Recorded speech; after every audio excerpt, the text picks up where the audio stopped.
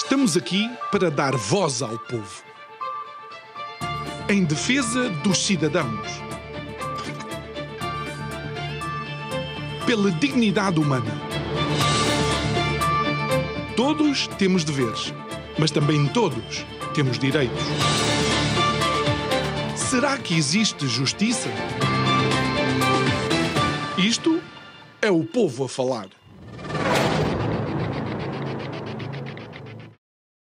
Olá, muito boa noite e bem-vindos a mais um Isto é o Povo a Falar. O programa está consigo de segunda a sexta-feira, neste mesmo horário, e a emissão é em simultâneo aqui na Curiagos TV e na Rádio Vida 97.1. Hoje vamos abordar um tema que de facto nos diz respeito a todos nós. Vamos falar de dinheiro, mas vamos falar da utilização ou não do dinheiro numerário, as moedas e as notas, tais como conhecemos, ou se alguém nos pode impor uma determinada forma de pagamento. O nosso convidado de hoje é o professor Mário Frota, presidente emérito da APDC, Associação Portuguesa de Direito do Consumo. Muito boa noite, senhor professor. Quem diria, e aproveitando a sua experiência de vida, quem diria que um dia estaríamos impelidos a falar do possível desaparecimento da utilização do dinheiro físico? Muito boa noite. Os meus agradecimentos e os da instituição pelo convite. E, na verdade, trata-se de um tema momentoso que merece de todos e de cada um cuidado especial. Nesse sentido, e para enquadrar também os nossos telespectadores e a nossa audiência com a problemática destas questões, se me permite, vou contar aqui um pequeno episódio e a sua conclusão ou não, depois isso abordaremos consigo. De facto, um consumidor foi-lhe recomendado o Dallas Burger em Lisboa. Ao chegar a esse estabelecimento, deparou-se com um cartaz que dizia pagamentos só com cartão. Ou seja, a bem dizer, diz, não aceitamos nem moedas nem notas. Esse consumidor entendeu, e talvez bem, recorrer ao Banco de Portugal para pedir esclarecimentos, creio eu, quanto a essa situação, ou a apresentar uma reclamação que creio que foi feita por correio eletrónico. Não sabe se o Banco de Portugal depois despachou para a ASAI ou não, pode não ser competência da ASAI essa situação. A verdade é que é apresentado no início de outubro, princípio de outubro, e na realidade a resposta do Banco de Portugal chega só 4 meses depois. E se o senhor professor me permite, vou ler a resposta do Banco de Portugal. Em resposta à sua mensagem, informamos que a aceitação de notas e moedas em euros como meio de pagamento deve ser a regra nas transações de qualquer natureza. De acordo com o princípio da boa-fé, integrado pela garantia pública de genuinidade das notas e moedas com curso legal, o credor tem o dever de aceitar qualquer tipo de nota ou moeda, não podendo, regra geral, recusá-la. Neste contexto, eventuais recusas de notas e moedas em euros como meio de pagamento apenas podem ser fundadas na boa-fé. A desproporcionalidade entre o valor da nota apresentada pelo devedor face ao montante devido ao credor do pagamento, e só para simplificar, é como pagar com 200 euros, uma nota de 200, um café que custe 70 cêntimos. Ou mediante acordo das partes em usar outro meio. Acordo das partes em usar outro meio de pagamento. Tal entendimento reflete a recomendação da Comissão Europeia de 22 de março de 2010 sobre o alcance e consequências no curso legal das notas e moedas em euros. Continua o Banco de Portugal dizendo que, adicionalmente, importa referir que o curso legal e o poder liberatório das notas e moedas de euro, ou seja, a capacidade de serem utilizadas como meio de pagamento no território relevante, resultam do Tratado sobre o Funcionamento da União Europeia e do Regulamento CE 974/98 do Conselho Europeu de 3 de maio de 98.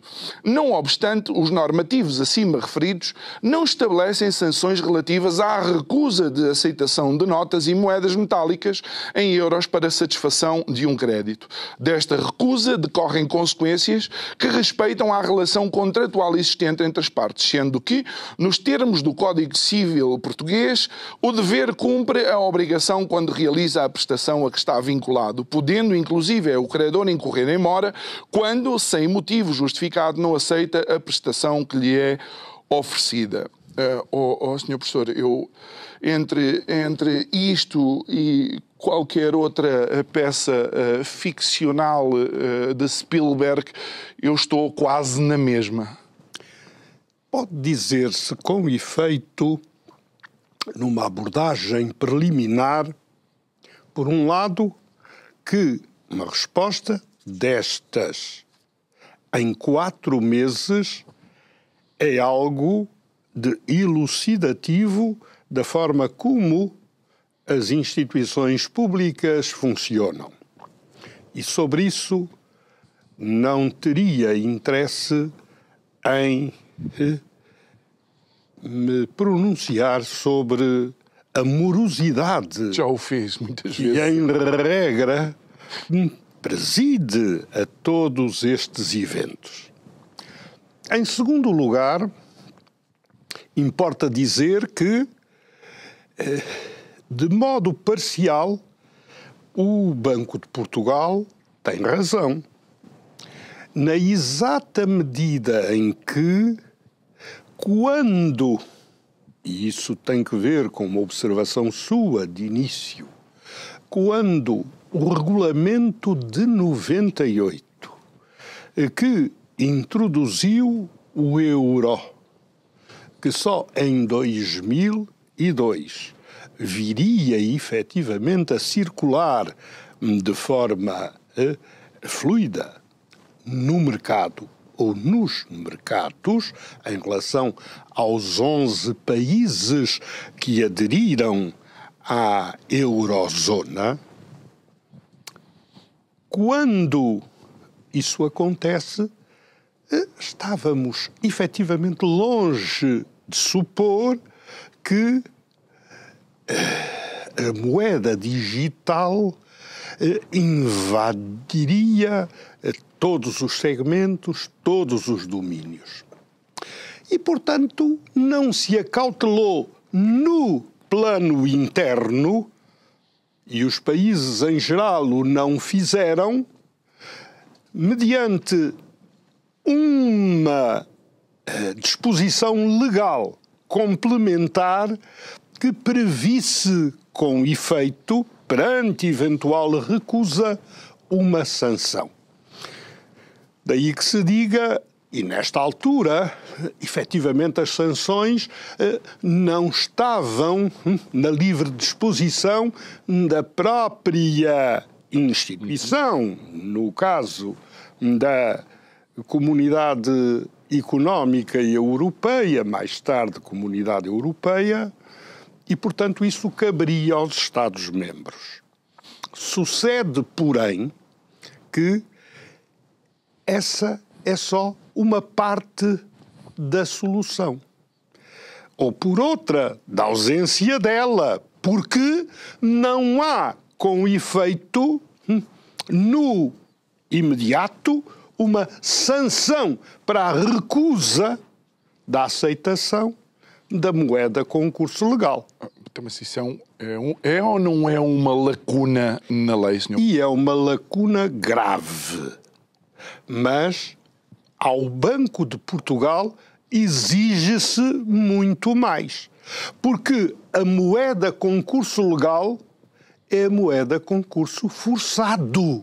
É a moeda, é a única que tem de ser aceite, abatendo-se eventuais restrições, sejam de que natureza for. E, portanto, nesse particular, há que ultrapassar esta situação em concreto e, avançando, adiantando-nos, importa dizer, as entidades públicas têm à sua disposição, desde logo, um outro meio, a saber, quando eventualmente se lhes depara uma norma imperfeita, mas se estabelece imperativamente um comportamento, uma conduta, é fácil disporem, no âmbito dos seus poderes, de uma notificação aos infratores para que, por um lado, afeiçoem, adequem o seu comportamento à norma. E se o infrator persistir, se continuar a infringir, não fazendo caso da notificação a que cumpra, vê-se em palpos de aranha porque, neste caso, as entidades públicas, as autoridades públicas, como é o caso do Banco de Portugal, podem usar de um expediente simples, do crime de desobediência simples, com base num dispositivo do Código Penal que, uma vez atuado e autuado, pode redundar numa de duas coisas: prisão até 1 ano ou pena de multa até 120 dias. Portanto, não pode dizer-se com absoluta convicção de que o Banco de Portugal está tolhido. Não pode agir, porque a norma não tem diretamente uma moldura sancionatória. Logo tem que se recorrer àquilo que existe. E lembrando do recorrer, em determinadas situações, não sei se este seria o caso, pode-se recorrer até ao Tribunal Constitucional. E não sei se a Constituição, inclusive, prevê alguma coisa neste sentido. Não, nem temos necessidade de ir para aí. Porque os regulamentos europeus são de cumprimento obrigatório para as datas pré-estabelecidas, para as datas em que o começo de vigência se define, e nem sequer, ao contrário do que acontece com as diretivas, carecem de transposição através dos normativos regulares correntes do Estado-membro. Já a imposição de um determinado tipo de pagamento pode perfilhar um crime ou um incumprimento da Constituição relativamente à segregação dentro das atividades económicas. Também, mas vejamos, há aqui um aspecto fundamental. É que é imperativo que toda a gente aceite a moeda com curso legal. Proíbe-se que se recuse a moeda com curso legal. Por exemplo, a Espanha, que estava no mesmo patamar que Portugal, ou seja, com uma norma sem sanção, fez algo de muito simples. Socorreu-se da lei para a defesa do consumidor e do usuário e fez, no plano das obrigações, inserir uma proibição culminando-lhe uma sanção. No caso da Espanha, uma multa administrativa até relativamente leve. É mesmo uma contravenção leve e que, no limite, se define até 10.000 euros por cada uma das infrações. E isto foi trasladado para a lei geral para a defesa do consumidor e do usuário, como ali se denomina. No artigo 47, para quem queira consultar via internet, com a sanção posta no artigo 49. Nós, a despeito de quanto se fez a esse propósito, nunca se conseguiu vergar a mão ao legislador, criando-se uma norma própria, como aconteceu, por exemplo, no Regulamento Geral para a Proteção de Dados. Vinham todas as proibições. O regulamento entrou em vigor em 2018 e ainda assim, porque Portugal prima por não cumprir tempestivamente as diretrizes emanadas das instâncias legislantes da União Europeia, só em 8 de agosto de 2019 é que apareceram as molduras sancionatórias. Com coimas, porque o nosso sistema é dos ilícitos de mera ordenação social, com coimas, toda a gente continua a falar de multas, mas desde 1982 que estão instituídas as coimas, que são também sanções em dinheiro. E então, o que se fez, aí veio-se efetivamente a estabelecer, de modo gravoso, por exemplo, para situações em que não é dado o consentimento para o tratamento de dados, um consentimento expresso e inequívoco, há uma coima de 2.000 a 2 milhões de euros, suscetível de ser graduada a sanção em função de um vasto conjunto de circunstâncias, mas depois estabelece-se também uma percentagem do volume de negócios, se esse for efetivamente, e será sempre pelo valor mais elevado. No que toca a esta situação, nada se fez. Outros Estados-membros atalharam todos estes inconvenientes. Em Portugal, no célebre dolce far niente, negligência, descaso absoluto. Mas há que saber, neste legislar mais e legislar pior, ao contrário do que proclama a União Europeia, que pretende que se legisle menos, mas se legisle melhor, o que aconteceu? Em 10 de dezembro de 2021, saiu um diploma legal em obediência a uma diretiva europeia de 27 de novembro de 2019, a denominada Diretiva Omnibus, que pretendeu, e de forma acisada, de forma acertada, culminar também com sanções o quê? As cláusulas abusivas apostas nos contratos de adesão, aquelas que o legislador considera absolutamente proibidas, porque há cláusulas relativamente proibidas em função do quadro negocial padronizado, como se diz, tendo em vista o objeto e os sujeitos que no negócio jurídico intervêm. E então, o que fez?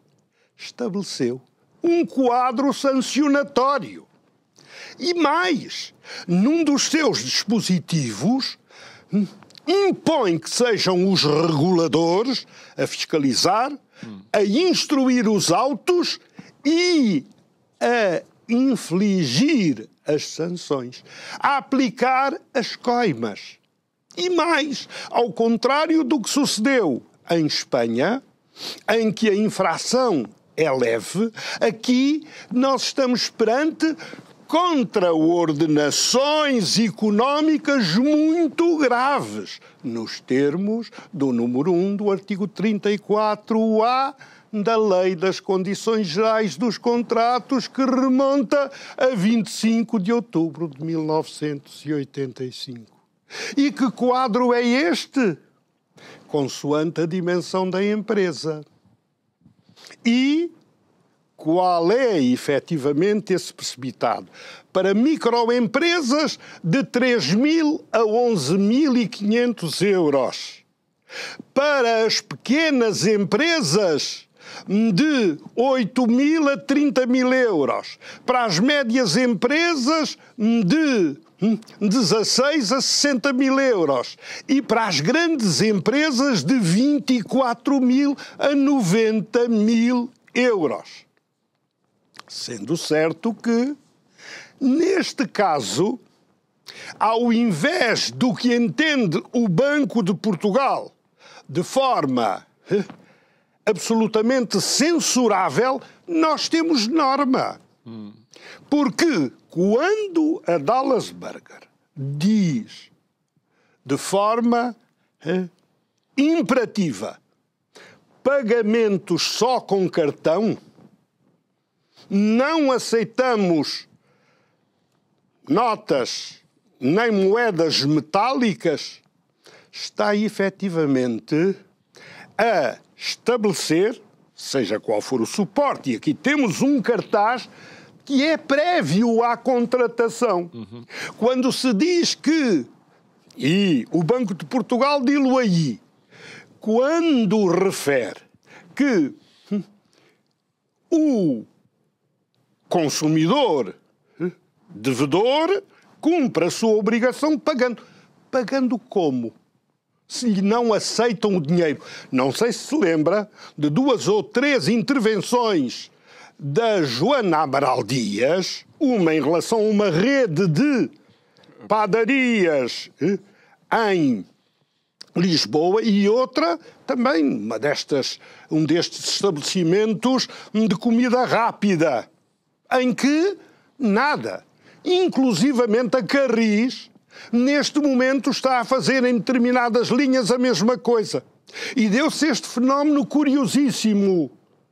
Há tempos, alguém com conhecimento de situações desta natureza fez transportar com a neta, que fora buscar a um jardim de infância, numa linha ali próximo do Egas Muniz, ou na linha que por ali passa. Eu não sou de Lisboa, de maneira que tenho alguma dificuldade em localizar estes pontos. E o que sucedeu? A recusa total, frontal, absoluta, no pagamento dos trechos de viagem mediante a apresentação de numerário. E o que aconteceu? O consumidor, o passageiro, o cidadão, me disse: mas eu deixo aqui o dinheiro. Eram 3,90 €, eu deixo-lhe aqui uma nota de 5. Não posso. Sabe, isto dá sempre uma confusão tremenda quando aparecem os fiscais ali nos Jerónimos e então... Não, mas eu estou no meu direito, eu entrego-lhe, eu não posso receber nada, veja a minha situação. Olhe, quando os fiscais aparecerem, saia. Chegamos a este ponto. A Carris, que é uma entidade pública. E há no metro, ao que me dizem, também aí uma recomendação de que não paguem nem com notas, nem com moedas, mas com cartão. Então, na realidade, há restrições até no plano interno no que toca a pagamentos com dinheiro. E em entidades públicas, esta recomendação de 22 de março de 2010... da Comissão Europeia, quando a vozearia se começa a erguer em função de exigências absolutamente estapafúrdias destas entidades, há lá expressa menção às entidades públicas.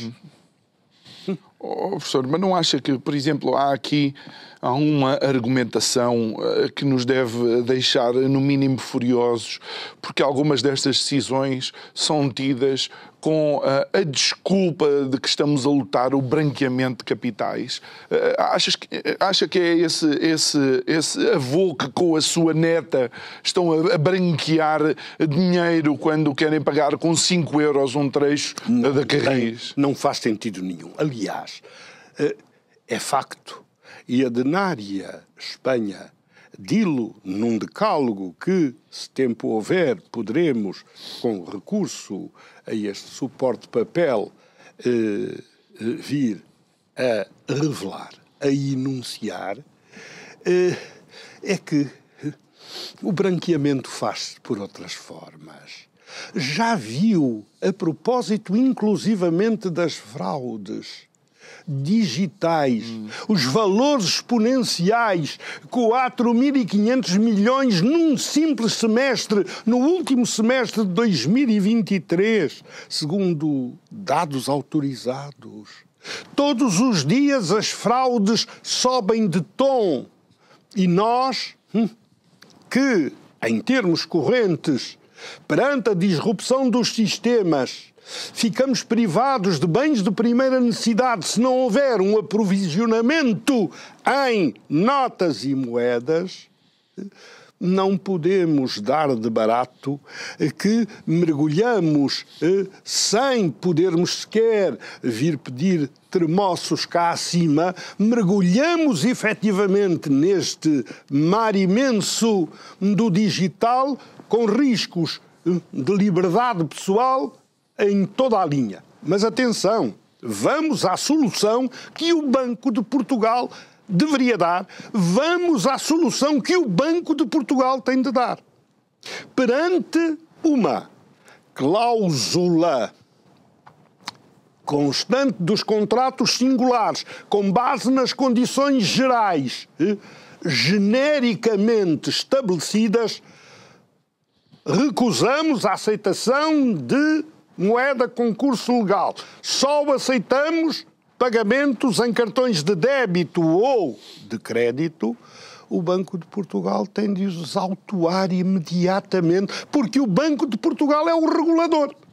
E a lei dilo no artigo 34C que incumbe ao regulador, assim como há uma norma expressa para a violação da lei das práticas comerciais íntegras, inteiras, leais, em que se diz que o Banco de Portugal, a autoridade de supervisão de seguros e fundos de pensões e a Comissão, a CMVM, a Comissão de Valores Mobiliários, são autoridade pública para efeitos da fiscalização, autuação e aplicação de coimas. Aqui o Banco de Portugal, perante uma circunstância destas, tem de instruir os autos de contraordenação, tem de dar o direito contraditório aos infratores e tem de aplicar as coimas que, perante as circunstâncias do caso, se vierem a revelar adequadas e dissuasoras. Professor, é que se recuarmos, por exemplo, a 98 com a entrada do euro, houve o cuidado de ser estabelecido que não podia haver recusa por parte dos estabelecimentos da por se tratar da moeda com curso legal ou, e até me alertam do Brasil para este facto, curso legal ou forçado. Ainda que se não queira, tem de se aceitar. E esta situação, entre nós, choca profundamente os espíritos mais sensíveis, porque o Banco de Portugal, por vezes, até os jornalistas, tendem a conferir ao Banco de Portugal um estatuto que exorbita do quadro das suas atribuições e competências no plano interno. A vários propósitos. Mas o Banco de Portugal não é um Estado dentro do outro Estado. O Banco de Portugal tem de cumprir os ditames da lei. O Banco de Portugal tem de ser um executor da legalidade democrática, como se usa dizer, ou seja, tem de, em primeiro lugar, conhecer a lei. Pelos vistos, não conhece. Em segundo lugar, no quadro das suas atribuições e competências, agir. E agir significa condenar, aplicar as coimas devidas dentro da moldura a que fizemos alusão, para que casos destes sejam de imediato, em termos de prevenção específica em relação ao infrator, mas de prevenção geral em relação a quantos por aí andam efetivamente. E a Denária Portugal tem recebido no seu portal inúmeras denúncias que carreia, neste caso, a um tempo, quer para o Ministério Público, e já vou dizer porquê, quer para o Banco de Portugal. Dizia-se até que o Banco de Portugal, não sei se com fundamento, mas ouvi isto de fonte relativamente autorizada, que o Banco de Portugal, perante as denúncias que a Denária lhe havia feito chegar, remetia oficiosamente, para usar a expressão dos direitos ex officio, que é uma expressão latina, remetia oficiosamente as participações à ASAI, a Autoridade de Segurança Alimentar e Económica. Para eles irem inspecionar não sei o quê. A ASAI não tem que ver com a moeda com curso legal. Isso é exclusivo do banco emissor. A ASAI tem que ver com os preços. A não marcação dos preços, a desconformidade entre o preço na gôndola e o preço na caixa, que configura crime de especulação nos termos. E a AT não teria também nada a ver com isso? Estamos mesmo a falar de algo que é da competência exclusiva? Sim, a autoridade tributária tem que ver efetivamente com a emissão das faturas e no mais, o preço em termos de mercado de consumo é exclusiva competência da Autoridade de Segurança Alimentar e Económica, que é a autoridade de regulação do mercado, por assim dizer. O Banco de Portugal tem que ver com a moeda com curso legal. E, portanto, o Banco de Portugal não pode escudar-se nem na ignorância das leis, e menos ainda naquela parte primeira em que tem efetiva razão, porque não há sanção para aquele efeito específico em razão do que prescreve o Regulamento de 3 de maio de 1998 e o Regulamento do Tratado de Funcionamento da União Europeia, mas no mais não tem razão. Acaba por ser paradoxal, porque o Banco de Portugal é também banco emissor, ou seja, tem tudo a ver com o facto de a moeda que o banco emite estar ou não a ser aceite, não é? Ora bem, e depois há quem diga, mas ainda no outro dia,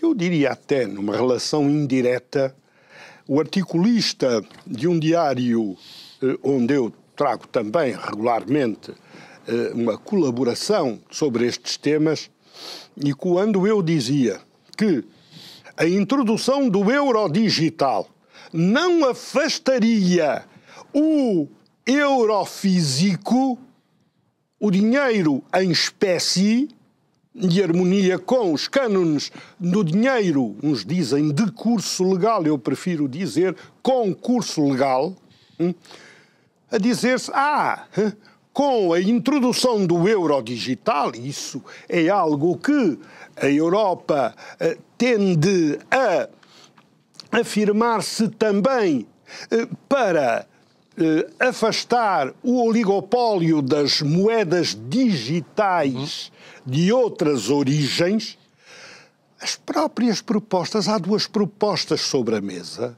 dizem esta coisa singular, porque se parte de uma realidade que tem que ver com a vox populi, a voz do povo. Isto é o povo a falar. É que o povo não quer abdicar da moeda. Pois não.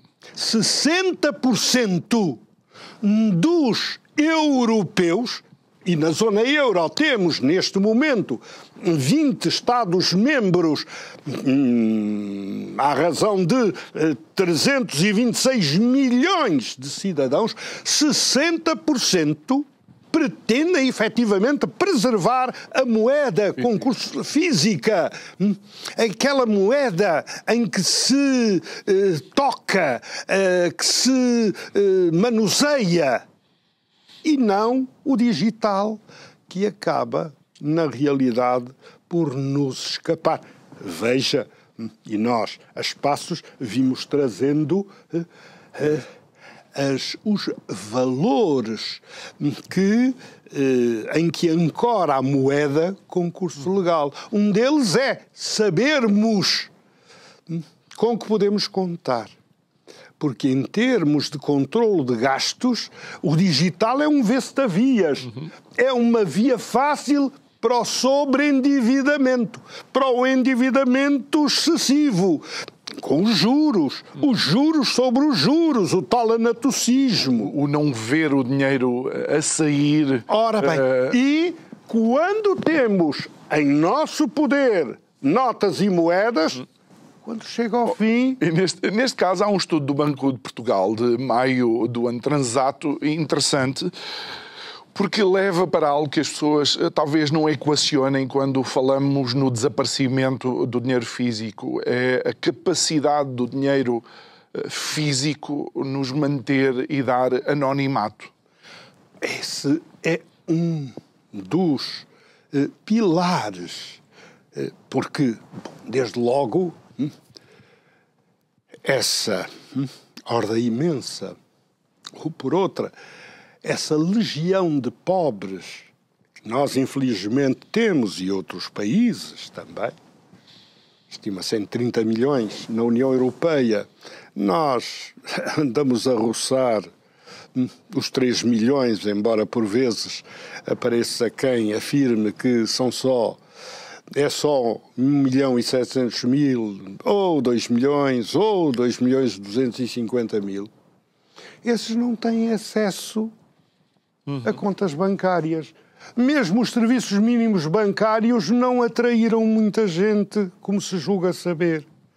E essas pessoas, através dessa via, ficam naturalmente excluídas. Absolutamente excluídas.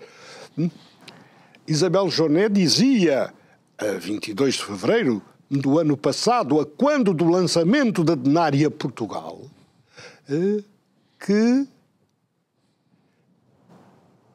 essa mole imensa de gente fica absolutamente só no mato e sem cachorro. A expressão é minha, mas ela queria exprimir isso.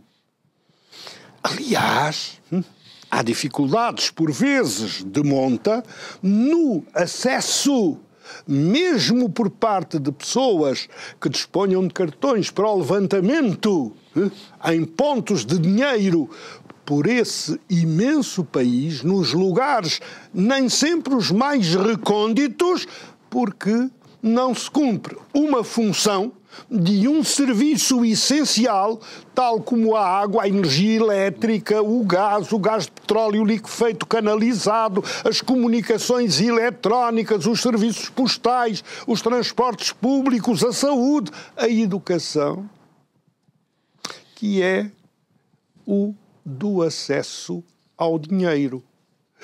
E a própria Caixa Geral de Depósitos tem aqui inúmeros pontos de defecção porque não abastece o país de cabo a rabo de pontos de dinheiro que permitam que as pessoas tenham acesso efetivamente, porque isso, na economia rural, nos estabelecimentos, nos nano, micro e pequenos estabelecimentos comerciais, é o peso desse dinheiro e o anonimato, como o João Nuno Pinto que é o que nos garante a privacidade, que é algo que todos queremos manter, não é? A nossa liberdade, mas também a nossa liberdade de escolha. Eu tenho de ser livre de escolher o dinheiro em espécie, o dinheiro em numerário, ou de me envolver efetivamente em transações através de meios outros que têm de resultar de um consenso entre fornecedor e consumidor. Porque, se não houver esse consenso, eu não tenho realmente hipótese também em pagar em cartão. Há, curiosamente, neste momento, uma sorte de movimento retrógrado, tendo em vista a evolução dos meios de pagamento digitais, em que há estabelecimentos que exigem só e tão só, e muito bem, o pagamento em moeda com curso legal. Que até fica mais barato. Porque comparado com o cartão de débito ou de crédito, o custo é bastante menor. O cartão de crédito custa 3,50. Os olhos da cara. Muito bem. E, professor, o professor também pertence à Adenária Portugal, que recentemente começou, de facto, para além de ter congêneres em vários países, começou a trazer para a linha da frente esta temática. O que é que a Adenária propõe em termos de defesa do numerário, da livre circulação de notas e moedas metálicas, cujo cunho de obrigatoriedade existe na lei?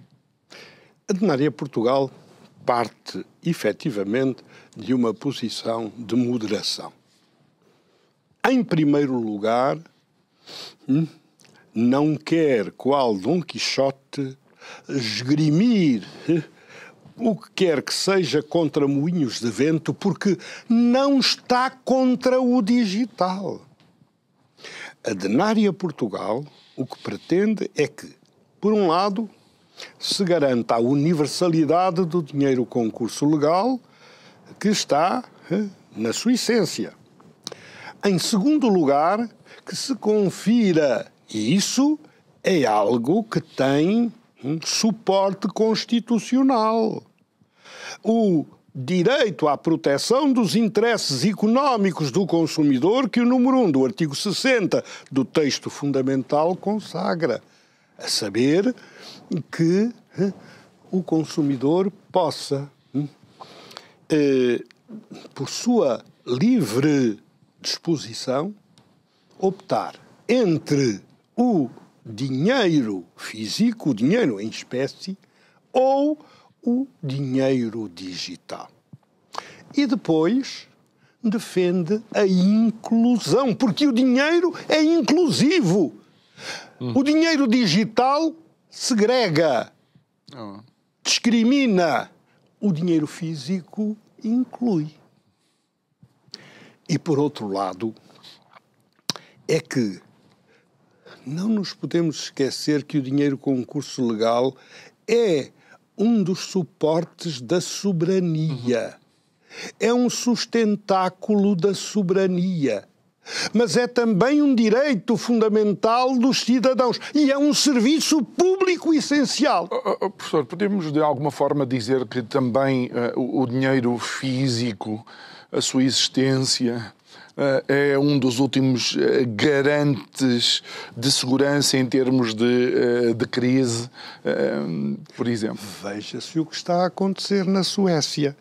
Enquanto nós, pelo relatório a que aludiu do Banco de Portugal, cuja revelação se fez em maio do ano passado, estamos ainda com níveis relativamente suportáveis de circulação do papel moeda no mercado, 52%, a Suécia tinha vindo a reduzir, na ânsia da sua absorção pelo digital, cerca de 10%.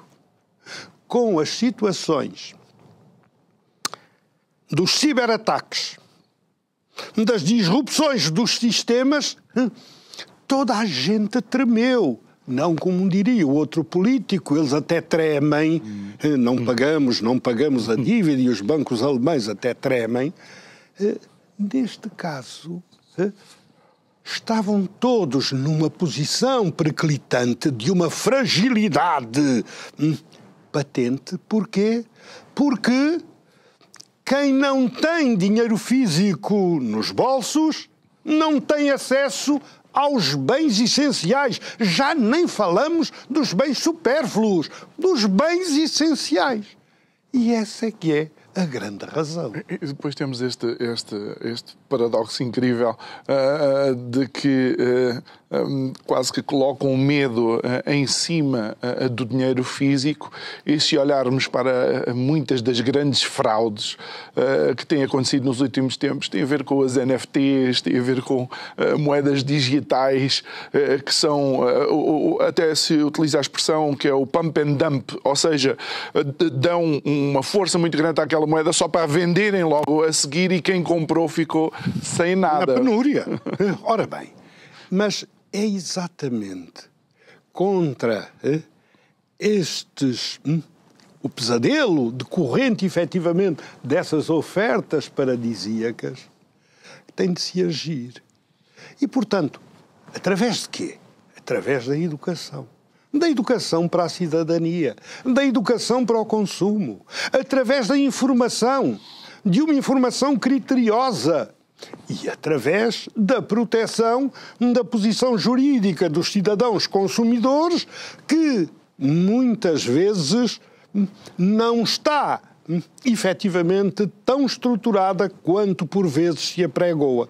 E mais do que isso, é indispensável que as pessoas tenham confiança nas instituições. E outro paradoxo também anda a Comissão Europeia, a União Europeia, muito preocupada com o ambiente e as alterações climáticas. No entanto, a própria União Europeia, a Comissão Europeia e o Banco Central Europeu vieram a terreiro dizer, através de um relatório que veio a público em 2023, que é residual a afecção ao ambiente da produção de notas e moedas, por contraposição exatamente com os supercomputadores que têm de suportar todos os fluxos do dinheiro digital que, entretanto, entram em circulação. Energéticos são absolutamente essenciais. E, portanto, é aí. Esse é o alfa e o ômega. Professor, em um minuto, sensivelmente, quão importante é esta luta para o cidadão comum de mantermos o nosso dinheiro físico? Por uma razão fundamental. Liberdade. Liberdade de escolha. Liberdade de intervenção. Liberdade de atuação. Universalidade. Inclusão. Anonimato.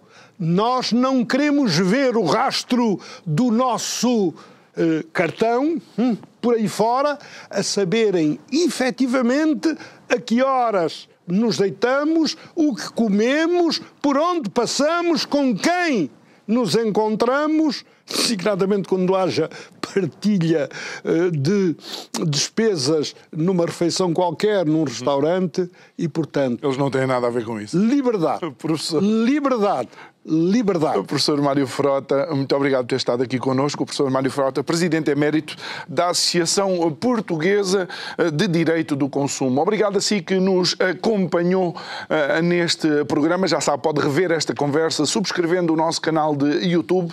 Vá lá, clique no sininho para receber a notificação. Resta-me desejar-lhe uma ótima noite, um bom descanso e até ao próximo programa. Obrigado.